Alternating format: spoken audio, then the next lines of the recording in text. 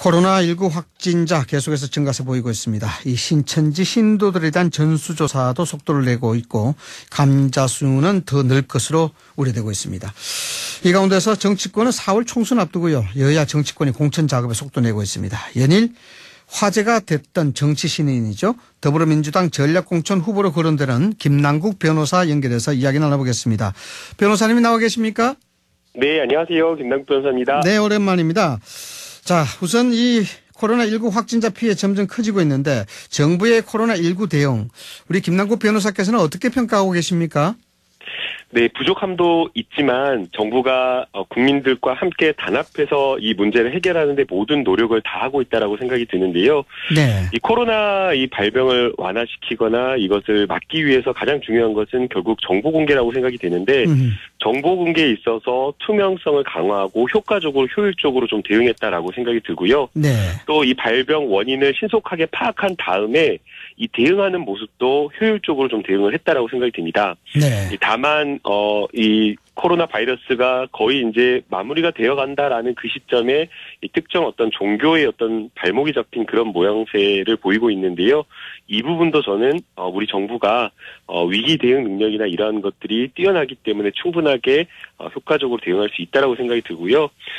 사건 코로나 바이러스 사건 초기에는 봉쇄를 해가지고 발병을 아예 차단하는 그 전략이었다라고 한다면 지금 단계는 좀 그런 단계는 좀 지나버렸다는 생각이 듭니다. 네네. 많은 이제 전문가들 의견에 따르면 결국에는 완화하는 어떤 그런 전략으로 가서 이 부분을 잡아야 된다라고 이야기를 하고 있기 때문에 정부의 대응이나 대책도 아마 바람직한 방향으로 조금씩 변화하고 있지 않나 생각이 듭니다. 네, 위기 관리 능력에서 뭐 그렇게 나쁘게 평가하지 않는다. 이런 게 우리 변호사님의 의견이신 것 같은데. 자, 그럼에도 불구하고 그래도 뭐 민심이 그렇게 심상치, 긍정적으로 좀 흐르고 있지는 않은 것 같다는 생각이 드는데요. 뭐냐면은 국민청원이 뭐 탄핵, 문 대통령 탄핵에 대한 청원이 138명 넘었었고 뭐 지지율도 하락하고 있다. 이런 저런 얘기가 나오고 있는데 민심은 어떻게 읽고 계시나요? 변호사님께서는? 네, 민심은 항상 겸허하게 전 받아들여야 된다 생각이 들고요. 네. 더 낮게 더 겸허한 자세로 그리고 더 절박한 마음으로 받아들인 게 맞다라고 생각이 됩니다. 네네. 뭐 비단 이게 선거를 앞두고 있어서 그렇게 해야 된다라고 하는 것은 아니고요. 국민들의 목소리가 거기에 담겨 있기 때문에 그러한 어떤 민심을 조금 더 적극적으로 받아들일 필요가 있다고 생각이 됩니다. 네. 그래서 청와대 청원 게시판에 나와 있는 문재인 대통령을 응원하는 어떤 그런 민심뿐만 아니라 그렇지 않은 민심도 함께 받아들여야 된다고 생각이 들고요. 다만 이 코로나 전국에서 좀 안타까운 것은 정치가 이 문제를 해결하는데 오히려 발목을 잡고 있다라는 점입니다. 이 많은 의학계 전문가들이 이 중국을 봉쇄하는 것 자체가 지금 현재 시점에 이 문제를 해결하는 것이 아니다라고 수차례 이야기했는데도 불구하고 지금도 중국을 입국 불허해라, 입국 금지시켜라라고 이야기를 하는 이런 논리를 피고 있다라는 점에서 오히려 이런 어떤 위기 위난을 정치적으로 이용하고 정치가 발목 잡는 것 아니냐라는 그런 생각도 들고요. 네네. 그래서 민심은 겸허하게 받아들여야 되지만 오히려 이 정치권에서 말도 안 되는 가짜 뉴스를 퍼뜨린다거나 아니면 혐오 뉴스 또는 문제 해결에 아무 도움이 되지 않는 비난과 비판, 과도한 책임 묻기는 조금 잠시 좀 이 문제를 해결할 때까지 좀 접어두는 게 필요하다라고 생각이 듭니다. 예, 알겠습니다. 자, 우리 우리 김 변호사님의 총선 출마에 대해서 좀 궁금해서 그런데요. 우선 출마와 관련해서 공천 논란이 있었습니다. 이 조국 수호라는 단어와 연관이 돼서 좀 나오고 있는데 이런 논란들 어떻게 받아들이셨습니까? 저는 이게 허구적 프레임이라고 생각이 됩니다. 네. 이 조국 대 반조국을 이렇게 프레임에서 언론에서 이렇게 짜가지고 나온 어떤 그런 측면이 있는데요. 많은 국민들이 저와 함께 제가 국민들과 함께 거리에서 촛불을 들었던 이유는 조국 개인이라고 하는 사람을 지키겠다라는 것이 아니었습니다. 이 조국 대 반조국 프레임을 저는 다른 말로 바꿔보면 검찰 개혁 대 반검찰 개혁 그리고 정치 신인의 도전 대 기득권 정치 심판, 저는 오히려 이렇게 평가를 좀 하고 싶습니다. 네. 그래서 오히려 정말 정치 신인이 도전하는 것을 막고자 하는 어떤 그런 프레임이었다라고 생각이 들고요. 또 보수 언론에서 선거를 앞두고 해서 일부러 부정적인 어떤 여론을 확산하는 데에 이런 프레임을 막고 이런 프레임을 짜서 막았다라는 그런 생각이 듭니다. 그러나 정말 많은 국민들이 원하고 염원했던 것은 너무나 상식적인 주장이었습니다. 네. 검찰 개혁, 우리 민주주의가 가지고 있는 가장 기본적인 원리와 원칙이 견제와 균형의 원리인데 왜 검찰이 가지고 있는 검찰권은 무소불위의 검찰권을 휘두르느냐. 많은 국민들이 이야기를 하잖아요. 돈 없는 사람들은 정말 억울하고 돈 있는 사람들만 정말 검찰에 가면 기소유예라든가 아주 큰 사건이 작은 사건으로 줄어갖고 온다는 이런 어떤 정관예우가 우리나라 건국 이래에 있었는데 왜 이런 것들이 고쳐지지 않느냐. 네. 그리고 검찰들의 잘못이라든가 이러한 것들을 왜 제대로 수사가 되지 않느냐라는 것에 대한 사회 정의에 대한 어떤 촛불이었다. 사회 정의에 대한 것이었다. 네. 네, 그래서 저는 이 프레임 자체가 두렵거나 무섭거나 불편하거나 하지 않습니다. 어쨌든 뭐 이런 프레임 때문에 우리 정치 신이시는 김남국 변호사는 인지도가 상승된 건 사실이죠. 네. 네. 자, 좋습니다. 뭐 좀 궁금해서 그런데요. 뭐 별다른 뜻에서 이런 질문 드리는 건 아니고. 네. 여권에서 우리 김남국 변호사가 봤을 때 이 조국 대 반조국 프레임에 대해서 정말 뭐 정기적 차원에서 이야기를 하셨는데 여권 기류가 조국 장관에 대해서 부담을 느끼는 건 사실이지 않나요? 이제 이게 여러 가지 이제 복합적인 어떤 그런 문제가 있기 때문이라고 생각이 되는데요. 이게 여권에서 부담스러워 한다기보다는 선거를 치를 때에 항상 정당이라고 하는 것은 정책적인 어떤 가치와 미래 비전을 가지고 선거를 치르는 것인데 이 조국 대 반조국이라고 하는 이 검찰 개혁이라고 하는 것은 사실 제도적으로 이미 어느 정도 완수가 되었습니다. 그래서 과거의 어떤 이슈였던 지난해 이슈를 가지고 선거를 치르는 것이기 때문에 그런 부분에 대한 부담이라고 생각이 들고요. 민주당이 했었던 그 검찰 개혁이나 이런 것을 이야기하는 것에 대한 부담은 아니라고 저는 생각이 듭니다. 아, 네. 민주당에서 섭섭하게 생각하시는 거 없으신가요? 그런 거는 전혀 없습니다. 그런 건 없습니까? 네. 일단 뭐 공천관리위원회가 전략공천 지역을 확정해서 발표할 거라고 하던데 어떻습니까? 개인적으로 선호하신 지역이 있으신가요? 뭐 얘기에는 나경원 미래통합당 의원 지역구 동작을 희망하신다는 얘기도 있던데. 네. 제가 지금 당장 어떤 곳을 희망한다, 어디를 가겠다라고 그렇게 말씀드리기엔 좀 어려울 것 같고요. 네.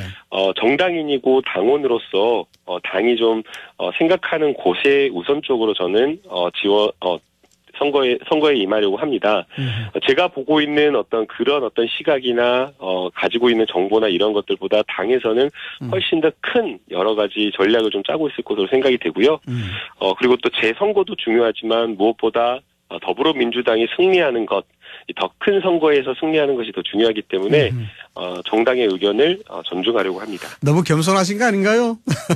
아닙니다. 네. 네, 변호사님께서 말씀하셨던 대로 조국 대 반조국의 프레임이 사회적 정의적 차원에서 이야기하셨다 그랬는데 그렇다 그러면은 총선 출마도 그런 상징성 있는 지역으로 나가야 되지 않을까요? 네, 저도 그렇게 생각을 하고 있습니다. 우선 강서갑으로 출사표를 던졌다가 네. 이제 이 당에서의 어떤 명령에 따라서 지금 그 출사표를 접어야 되는 어떤 그런 상황이 되었는데요.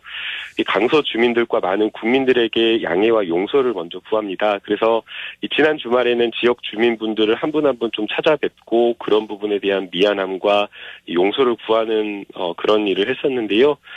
만약 제가 다음 어떤 지역을 선택해서 가게 된다라고 한다면 네. 그러한 어떤 정치적 명분과 대의가 있는 곳에서 싸우고 싶다라는 그런 생각이 들고요. 네네. 제 마음은 그런데 당에서는 또 어떻게 생각할지 모르겠습니다. 네. 네, 아무래도 뭐 정치신으로서 인지도가 많이 있으시니까 뭐 좋은 전략공천 지역으로 배정이 되지 않을까 하는 그런 예측을 할 수가 있는데 만약에 어떤 지역을 가시더라도 조국 전 장관에 대한 이 부당성, 뭐 정의적 차원 이런 부분들은 계속해서 주장하실 생각이신가요? 저는 그 검찰 개혁을 주장을 하려고 하는 것은 아니고요. 원래 제가 정치를 하려고 했던 것이 민생 문제 해결이었습니다. 네. 제가 아마 많은 분들이 그랬을 것 같은데요. 직업을 갖기 위해서 20대 청년들이 정말 모든 것을 다해서 열심히 공부를 하고 직업과 관련된 여러 가지 꿈을 이루고 나면 모든 것이 다 해결될 것 같았는데 직업을 가진 다음에 해결되지 않은 많은 문제들이 있습니다. 네. 그런데 그 많은 문제들이 어르신들이 항상 이야기하는 게 다 돈 문제다라고 그렇게 이야기를 하시는데 실제 그렇습니다. 네. 저희가 숨만 쉬어도 들어가는 주거비, 의료비, 교통비, 통신비 이러한 것들 때문에 많은 삶이 불안하고 팍팍하고 쪼들린다라는 그런 생각이 드는데요. 그래서 저는 이런 어떤 민생 문제를 좀 해결하는 그런 부분에 대한 정치를 좀 하고 싶고요. 한번 여러분들 생각해 보시면 주거비만 하더라도 주거비가 걱정할 필요가 없다. 아니면 내 노후를 크게 걱정할 필요만 없다라는 이 문제만 해결된다고 하더라도 내 삶이 얼마나 편안해질지 이게 좀 전 답이 나온다고 생각이 드는데요. 그래서 이러한 부분에 있어서 비용을 좀 줄이는 방향으로 좀 정치를 해보고 싶습니다. 네, 좋습니다. 자, 민주당의 지금 공천 작업 현역 의원들 불출마가 좀 저조한데 이 뭐 현역들에 대한 공천 하위 20% 선정 전략 실패했다는 평가가 좀 있습니다. 어떻게 보시는지요? 이제 일장 있다고 생각이 드는데요. 하위 20%를 공개했을 때에 또 나오는 여러 가지 공천 불협화음이 있을 수가 있고요. 또 비공개를 했을 때에 또 물갈이 폭이 너무 적은 것 아니냐. 그리고 또 비공개를 하다 보니까 이게 과연 도전할 수 있는 자리인지 아닌지를 몰라서 현역이 단수 공천되는 그런 문제가 있다라는 그런 측면이 있는데요. 아마도 시스템 공천이다 보니까 네. 기존의 어떤 의원들에 대한 존중과 원칙에 따른 그런 어떤 공천을 했던 것으로 보입니다. 이것에 대한 평가는 아직 좀 이르다고 생각이 들고요. 네. 결국에는 공천이 완료한 다음에 선거에서 본선 경쟁력까지 평가가 되어야 되는 부분이 있기 때문에 함께 좀 지켜볼 필요가 있다고 생각해요. 자, 변호사님이 비례 위성 정당에 대한 논란이 정치권의 핵심 이슈인데 일각에서는 범진보 위성 정당 필요하다는 의견 나오고 있는데 변호사님께서도 그렇게 보시나요? 참 이게 민감한 문제인데요. 네. 선거법이 가지고 있는 본연의 어떤 목적이나 이러한 것들을 생각한다라고 하면 위성정당을 만드는 것이 사실 어떻게 보면 저는 꼼수라고 생각이 됩니다. 네. 그래서 지금 미래통합당이 그 꼼수 위성정당을 만들어서 의석을 가져가려고 하는 것 자체가 민심의 왜곡이다. 저런 짓은 해서는 안 된다라는 그런 생각이 항상 있었는데요.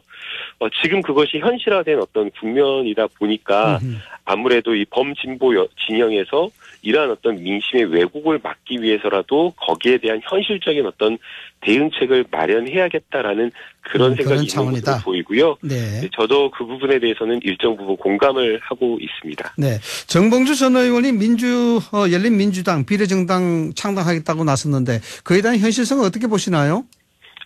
비례민주당이 성공하기 위한 것들 몇 가지 조건이 있다고 생각이 되는데요.